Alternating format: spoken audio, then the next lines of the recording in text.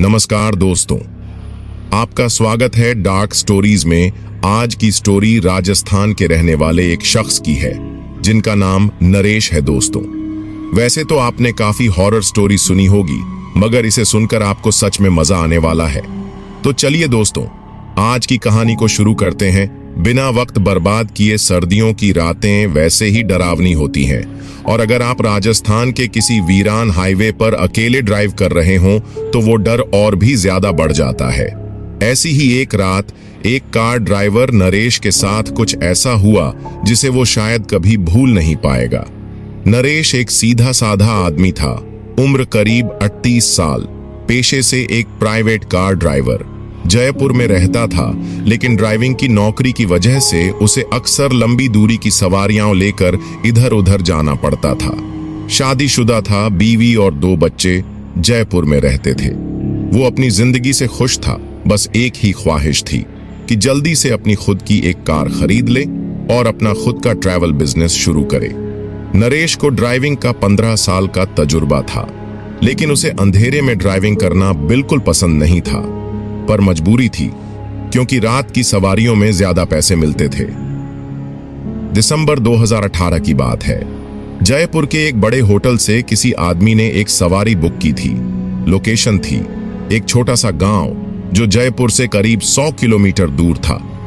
सवारी को रात के 10 बजे जयपुर से निकलना था। नरेश को थोड़ी चिंता थी कि इतनी रात गए गांव जाने में खतरा हो सकता है, लेकिन जब उसने होटल में खड़े उस आदमी को देखा तो उसे कुछ अजीब सा महसूस हुआ। वो आदमी बहुत ही शांत था, लंबा और दुबला पतला। उसने सफेद शर्ट और ब्लैक जैकेट पहनी हुई थी, हाथ में एक छोटा बैग था। उसने नरेश की तरफ देखा और धीमी आवाज में कहा, गाड़ी तैयार है? नरेश ने सिर हिलाया और ट्रंक खोल दिया। उस आदमी ने बैग डाला और खुद पीछे की सीट पर बैठ गया। कहां जाना है साहब? नरेश ने पूछा। बस ड्राइव करते जाओ, रास्ता बताता रहूंगा, आदमी ने ठंडे लहजे में जवाब दिया। नरेश को यह थोड़ा अजीब लगा। आमतौर पर सवारी पूरी डिटेल बताती थी कि कहां जाना है, लेकिन यह आदमी कुछ अलग था। फिर भी पैसे के लिए उसने चुपचाप गाड़ी स्टार्ट कर दी। जयपुर से बाहर निकलते ही सड़कें सुनसान हो गईं। ठंडी हवा और कोहरे ने माहौल और भी डरावना बना दिया था। हाईवे के दोनों तरफ वीरान जमीन थी, बस कभी कभी दूर दूर तक कोई पेड़ दिख जाता था। करीब 45 मिनट बाद उस आदमी ने कहा, इस रास्ते से बाईं तरफ मुड़ो। नरेश ने देखा कि सामने एक पुरानी टूटी फूटी सड़क थी जो एक जंगल जैसे इलाके में जा रही थी। साहब, ये रास्ता ठीक नहीं लग रहा, आगे कोई होटल या ढाबा भी नहीं मिलेगा, नरेश ने संकोच से कहा। बस तुम ड्राइव करते जाओ। आदमी की आवाज में एक ठंडापन था जिससे नरेश को थोड़ी घबराहट हुई। अब तक उसकी घड़ी रात के 11 बजा चुकी थी। हवा और ठंडी हो गई थी। दूर दूर तक कोई और गाड़ी नहीं दिख रही थी। जब नरेश ने रियर व्यू मिरर में देखा तो उसे अजीब सा एहसास हुआ। सवारी का चेहरा पहले जैसा नहीं लग रहा था। वो अंधेरे में कुछ ज्यादा ही फीका और अजीब लग रहा था, जैसे उसका रंग थोड़ा हल्का हो गया हो। अब गाड़ी जंगल के बीचों बीच एक पतली सड़क पर चल रही थी। अचानक नरेश को ऐसा लगा कि पीछे सीट पर कुछ हलचल हो रही है। वो थोड़ा घबरा गया, लेकिन फिर सोचा कि शायद उसकी आंखें धोखा दे रही हैं। उसने मिरर में दोबारा देखा। उस आदमी का सिर थोड़ा झुका हुआ था, मानो वो कुछ बड़बड़ा रहा हो। साहब, आप ठीक हैं? नरेश ने डरते डरते पूछा। कोई जवाब नहीं आया। फिर अचानक एक ठंडी हवा का झोंका गाड़ी के अंदर आया, जबकि सभी खिड़कियां बंद थीं। नरेश को ऐसा लगा जैसे किसी ने उसके गले पर हल्का सा हाथ रखा हो। उसका दिल जोर जोर से धड़कने लगा। उसने धीरे से गाड़ी की स्पीड बढ़ाई। अब बस जल्दी से गांव पहुंचना चाहता था। रात के करीब 12 बज चुके थे। जंगल गहरा होता जा रहा था। रास्ते में कोई स्ट्रीट लाइट नहीं थी, सिर्फ गाड़ी की हेडलाइट्स ही रोशनी का एकमात्र सहारा थीं। तभी आदमी ने फिर से कहा, रुको। नरेश ने झटके से ब्रेक लगाया। गाड़ी झटके से रुक गई। अब गाड़ी यहीं छोड़ दो। आदमी की आवाज अब पहले से ज्यादा गहरी थी। नरेश का पूरा शरीर कांप गया। उसने कांपते हाथों से मिरर में देखा। पीछे सीट पर अब कोई नहीं था। साहब, नरेश ने कांपती आवाज में कहा। कोई जवाब नहीं आया। उसका गला सूख गया। उसने झट से कार का दरवाजा खोला और बाहर निकल आया। जब उसने पीछे मुड़कर देखा तो गाड़ी की पिछली सीट खाली थी, लेकिन ट्रंक अभी भी खुला था। धीरे धीरे दिल थाम कर उसने ट्रंक खोला और फिर जो उसने देखा उसकी रूह कांप गई। ट्रंक के अंदर वही काला बैग पड़ा था, लेकिन अब वो थोड़ा खुला था और उसके अंदर से एक कटी हुई इंसानी कलाई झांक रही थी। नरेश का दिल जोरों से धड़क रहा था। उसके हाथ पैर सुन्न हो चुके थे और उसका पूरा शरीर ठंड से नहीं बल्कि डर से कांप रहा था। ट्रंक में रखे उस काले बैग से झांकती हुई इंसानी कटी हुई कलाई किसी भयानक सपने जैसी लग रही थी। उसने अपने जीवन में कई अजीब चीजें देखी थीं, लेकिन ऐसा कभी नहीं सोचा था कि उसके साथ ये सब होगा। अंधेरे में दूर दूर तक कोई भी इंसान नहीं था। चारों ओर बस घना जंगल और ठंडी हवा की सिहरन थी। उसने हिम्मत जुटाई और ट्रंक को एक झटके से बंद कर दिया। ये सब क्या है? उसके मन में सवाल घूमने लगे। वो आदमी कौन था? ट्रंक में वो कटी हुई कलाई किसकी थी? अगर वो आदमी कार में बैठा था तो अचानक गायब कैसे हो गया? नरेश का पूरा शरीर पसीने से तर हो गया था, जबकि सर्दी हड्डियों तक जमाने वाली थी। भागना या रुकना? नरेश का पहला ख्याल था कि वह तुरंत गाड़ी में बैठे और वापस जयपुर की तरफ भागे, लेकिन फिर दिमाग में एक और डर आया। अगर किसी पुलिस वाले ने रास्ते में गाड़ी चेक कर ली और ट्रंक में बैग मिल गया तो मैं क्या जवाब दूंगा? लेकिन अब ज्यादा सोचने का समय नहीं था। नरेश ने झटपट गाड़ी स्टार्ट की और पूरी स्पीड से आगे बढ़ने लगा। रास्ता बेहद सुनसान था। गाड़ी की हेडलाइट्स के अलावा और कोई रोशनी नहीं थी। जंगल के पेड़ ऐसे लग रहे थे जैसे कोई छाया उन पर दौड़ रही हो। कुछ ही मिनटों बाद उसे एहसास हुआ कि उसका मोबाइल नेटवर्क बिल्कुल गायब हो चुका है। कमाल है, अभी थोड़ी देर पहले तो नेटवर्क था। अब गाड़ी सड़क पर तेजी से दौड़ रही थी, लेकिन नरेश को ऐसा लग रहा था कि वो किसी अंतहीन रास्ते में फंस गया है। लगभग आधे घंटे तक ड्राइव करने के बाद नरेश को सामने कुछ जाना पहचाना सा दिखा। उसकी आंखें फटी की फटी रह गईं। ये कैसे हो सकता है? वो फिर से उसी जगह आ चुका था जहां उसने गाड़ी रोकी थी। वही टूटी फूटी सड़क, वही घना जंगल और वही डरावना माहौल। मैंने तो सीधा रास्ता लिया था, मैंने कोई यू टर्न नहीं लिया, फिर मैं यहां कैसे आ गया? अब उसके अंदर की घबराहट और बढ़ने लगी। उसने गाड़ी से उतरकर इधर उधर देखा, लेकिन दूर दूर तक कोई नहीं था। फिर टिक टिक टिक उसने महसूस किया कि कहीं से घड़ी की धीमी आवाज आ रही है, लेकिन यह आवाज गाड़ी के अंदर से नहीं आ रही थी, बल्कि पीछे से। धीरे धीरे नरेश ने अपने पीछे मुड़कर देखा और वहां अंधेरे में कोई खड़ा था। उसका शरीर पूरी तरह कांपने लगा। वो वही आदमी था जो कुछ देर पहले उसकी गाड़ी में बैठा था, लेकिन इस बार उसके कपड़े पहले से ज्यादा धूल से सने हुए थे। उसका चेहरा और भी ज्यादा सफेद और फीका लग रहा था, जैसे उसमें खून की एक भी बूंद न बची हो। और सबसे डरावनी बात, उसके होंठ हल्के हल्के हिल रहे थे, पर कोई आवाज नहीं आ रही थी। नरेश ने हिम्मत जुटाई और कांपती आवाज में पूछा, तुम कौन हो? आदमी ने धीरे से सिर झुकाया और हल्की आवाज में बोला, तुम्हें यह बैग वापस ले जाना होगा। क्या? जहां से लाए थे वहीं वापस? इतना सुनते ही नरेश के रोंगटे खड़े हो गए। उसके दिमाग ने अब हार मान ली थी। उसने सोचा कि इससे पहले कि कुछ और भयानक हो, वो यहां से भाग जाए। नरेश ने झट से गाड़ी की ड्राइविंग सीट संभाली और पूरी स्पीड में गाड़ी दौड़ा दी। पीछे मिरर में उसने देखा, वो आदमी अब भी वहीं खड़ा था। उसकी आंखें चमक रही थीं। गाड़ी लगभग 100 की स्पीड से दौड़ रही थी। नरेश को बस एक ही चीज समझ आ रही थी, किसी भी तरह से इस जंगल से बाहर निकलना है। लेकिन तभी थक थक थक गाड़ी की छत पर किसी ने जोर से थपथपाया। नहीं, यह नहीं हो सकता।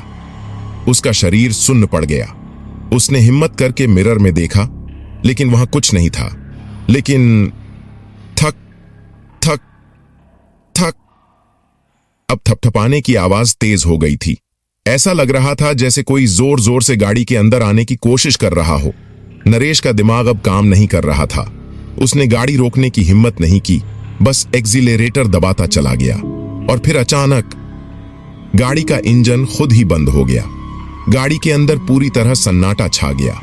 नरेश ने घबराकर गाड़ी से बाहर निकलने की कोशिश की, लेकिन जैसे ही उसने दरवाजा खोला, उसे महसूस हुआ कि कोई उसे पीछे खींच रहा है। उसने पूरी ताकत लगाई और जैसे तैसे गाड़ी से बाहर निकला। वो भागकर सड़क के किनारे आ गया और वहां खड़ा होकर हांफने लगा। जब उसने पीछे मुड़कर देखा तो गाड़ी वहीं खड़ी थी, लेकिन अब उसके ट्रंक का ढक्कन अपने आप खुल गया था। नरेश के पैर पीछे हटने लगे। बैग अब पूरी तरह खुल चुका था और उसमें सिर्फ कटी हुई कलाई नहीं थी, बल्कि एक पूरा इंसानी सिर भी पड़ा था। उसका मुंह खुला था और आंखें सीधे नरेश की तरफ घूर रही थीं। नरेश के दिमाग ने अब पूरी तरह काम करना बंद कर दिया था। उसके अंदर अब इतनी भी हिम्मत नहीं बची थी कि वो वहां एक सेकंड और खड़ा रहे। उसने पूरी ताकत से दौड़ना शुरू कर दिया। वो अंधेरे में भागता रहा, बिना यह देखे कि वह किस ओर जा रहा है। सामने उसे हल्की हल्की रोशनी दिखी। शायद कोई गांव है, मुझे बचा लो भगवान। लेकिन जैसे ही वो रोशनी के पास पहुंचा, उसकी आंखें फटी की फटी रह गईं। वो फिर से उसी जगह खड़ा था। वही टूटी फूटी सड़क, वही घना जंगल और वही गाड़ी। नरेश को अब समझ आ गया था, मैं इस जगह से बाहर नहीं निकल सकता। नरेश की चीखें सुनसान रात में गूंज रही थीं, लेकिन कोई सुनने वाला नहीं था। नरेश की सांसें बेकाबू हो रही थीं। वह जितनी बार भी इस जंगल से निकलने की कोशिश करता, उतनी ही बार उसे एहसास होता कि वह फिर से उसी जगह लौट आया था। वही टूटी फूटी सड़क, वही सूखे और झुके हुए पेड़, वही ठंडक जो उसकी हड्डियों तक उतर रही थी, और वही कार जिसका ट्रंक अब भी आधा खुला था। पर सबसे डरावनी बात थी वो काला बैग जो अभी भी वहीं रखा था। नरेश अपने सिर को झटके से पकड़कर वहीं सड़क के किनारे बैठ गया। उसकी हिम्मत अब जवाब देने लगी थी। तभी एक परछाई उसके पास से गुजरी। उसका शरीर झंझना गया। धीरे धीरे उसने अपनी गर्दन घुमाई और देखा, एक आदमी कुछ दूर खड़ा था। उसके कपड़े धूल से सने हुए थे और चेहरा धुंधला लग रहा था, जैसे धुएं में खोया हो। वही आदमी जिसने कुछ देर पहले उसकी कार में लिफ्ट मांगी थी। तुम फिर से यहां हो? नरेश की आवाज कांप रही थी। आदमी बस एक टक उसे देखे जा रहा था। फिर धीरे धीरे वह नरेश के और करीब आने लगा। बैग वापस रखो। आदमी की आवाज ठंडी और धीमी थी। कहां? नरेश ने हकलाते हुए पूछा। जहां से उठाया था वहीं रख दो। नरेश की आंखों के आगे सब कुछ धुंधला होने लगा। उसकी याददाश्त अब जुड़ने लगी थी। 4 दिन पहले जयपुर का एक होटल, रात के 2 बजे। नरेश वहां एक व्यक्ति के कहने पर कार लेकर पहुंचा था। उसे बताया गया था कि किसी को एक खास बैग लेकर जल्दी निकलना है। उसने बैग उठाया और कार के ट्रंक में रख दिया। इसमें क्या है? उसने पूछा था।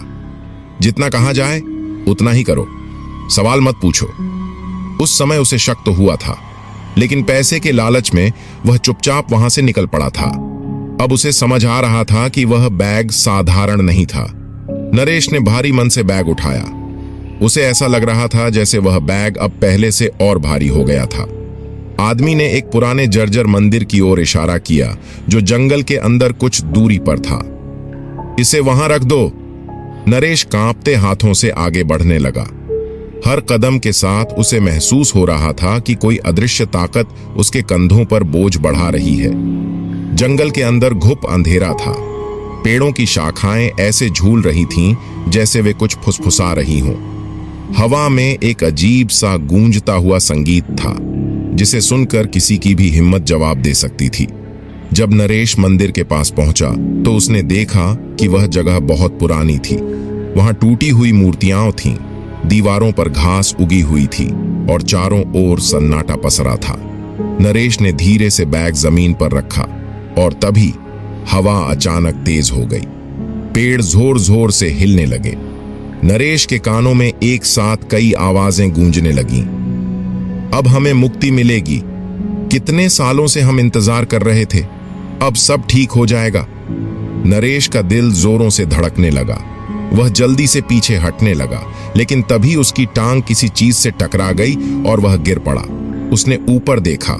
वह आदमी अब भी वहीं खड़ा था, लेकिन उसका चेहरा अब और भी धुंधला और भयावह लग रहा था।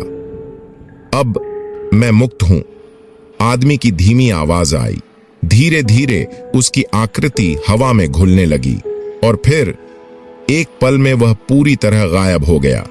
नरेश ने राहत की सांस ली। उसने मंदिर को एक आखिरी बार देखा और फिर जंगल से वापस लौटने लगा।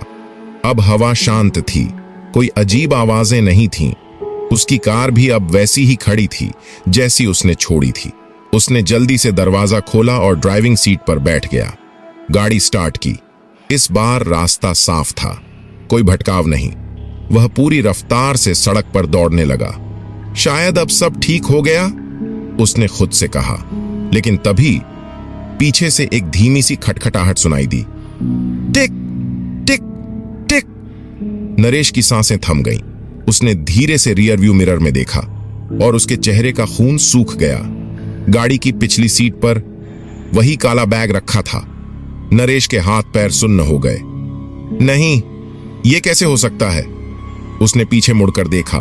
बैग वहीं था, जैसे उसने उसे कभी छोड़ा ही न हो। उसकी धड़कनें बेकाबू होने लगीं। क्या वह फिर से उसी जगह फंस गया था? क्या यह सब कभी खत्म होगा? गाड़ी की खिड़कियों पर अब धीरे धीरे धुंध जमने लगी थी और फिर बैग के अंदर से किसी ने हल्की सी दस्तक दी। टिक टिक टिक।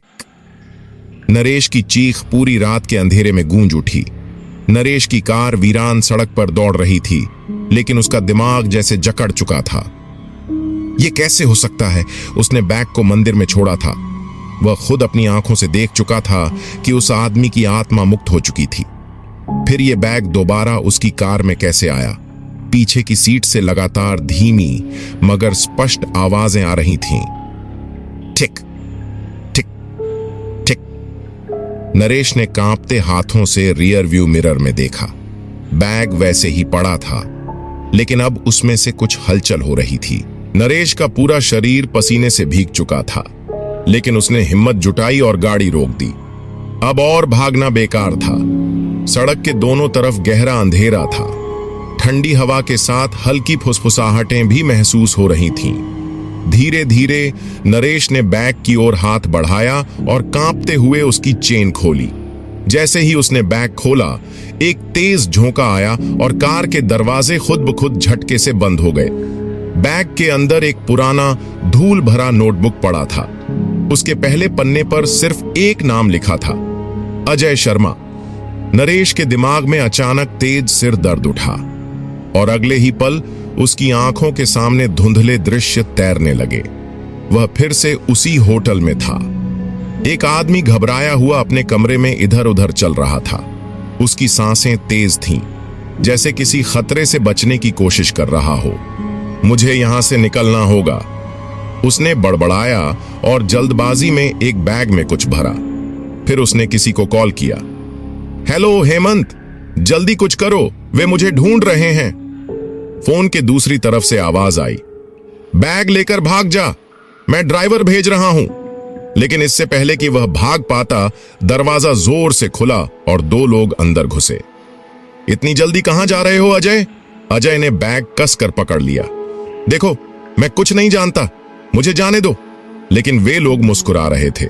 तुझे सच में लगा कि तू हमें धोखा देकर बच जाएगा? इसके बाद वहां सिर्फ चीखें गूंजती रहीं। नरेश की आंखें फटी रह गईं। तो ये बैग अजय शर्मा का था, लेकिन ये फिर वापस मेरे पास क्यों आया? तभी गाड़ी का इंजन अचानक खुद ब खुद स्टार्ट हो गया। स्टीयरिंग अपने आप घूमने लगा और नरेश की कार भयंकर गति से उल्टी दिशा में जाने लगी। रुको, ये क्या हो रहा है? नरेश पूरी ताकत से ब्रेक दबा रहा था, लेकिन गाड़ी अब उसकी नहीं थी। सामने दूर वही जंगल और वही पुराना मंदिर नजर आ रहा था। नहीं नहीं, मुझे दोबारा वहां नहीं जाना। लेकिन अब उसके पास कोई और चारा नहीं था। कुछ ही मिनटों में गाड़ी मंदिर के सामने जा रुकी। चारों ओर एक अजीब सा सन्नाटा था। नरेश भारी कदमों से नीचे उतरा और बैग को लेकर मंदिर के अंदर चला गया। वहां जाने के बाद उसे महसूस हुआ कि कोई उसके पीछे खड़ा है। नरेश, वह आदमी अब भी वहीं था, लेकिन इस बार उसकी आंखें पहले से ज्यादा गहरी और खाली थीं। तुमने हमें मुक्त नहीं किया, तुमने खेल को अधूरा छोड़ दिया था। नरेश की सांसें अटक गईं। तो फिर मैं अब क्या करूं? इस बैग को सही जगह रखो, नहीं तो यह तुम्हारे साथ हमेशा रहेगा। मंदिर के अंदर एक पुरानी लकड़ी की संदूक पड़ी थी। आदमी ने इशारा किया। नरेश ने कांपते हाथों से बैग उठाया और उस संदूक के अंदर रख दिया। जैसे ही बैग भीतर गया, संदूक अपने आप बंद हो गई और मंदिर के अंदर गूंजती हुई आवाजें धीरे धीरे शांत हो गईं। हवा थम गई थी। अब सब कुछ शांत लग रहा था। नरेश ने धीरे से पीछे देखा। वो आदमी अब वहां नहीं था। शायद अब सब खत्म हो गया। नरेश ने लंबी सांस ली और मंदिर से बाहर निकला। गाड़ी अब भी वहीं खड़ी थी, लेकिन अब कोई अजीब गतिविधि नहीं हो रही थी।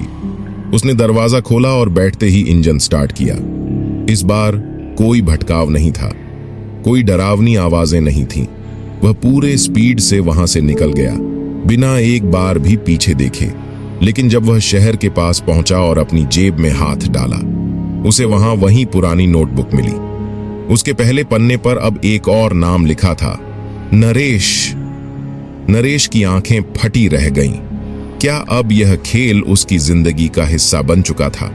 क्या यह चक्र किसी और के साथ दोबारा शुरू होगा? और सबसे बड़ा सवाल, क्या कोई कभी इस खेल से मुक्त हो सकता है? कार की हेडलाइट्स अंधेरे को चीरते हुए आगे बढ़ रही थीं, लेकिन पीछे सड़कों पर कहीं एक हल्की सी फुसफुसाहट अब भी गूंज रही थी। टिक टिक टिक। अगर आपको आज की कहानी पसंद आई हो तो हमारे चैनल डार्क स्टोरीज को सब्सक्राइब करना न भूलें। बेल आइकन दबाएं ताकि आपको हमारी हर नई कहानी की नोटिफिकेशन मिल सके। हमसे जुड़े रहें और अंधेरी कहानियों की इस दुनिया में खो जाने के लिए तैयार रहें। धन्यवाद और अगली बार मिलते हैं एक और नई रोमांचक कहानी के साथ।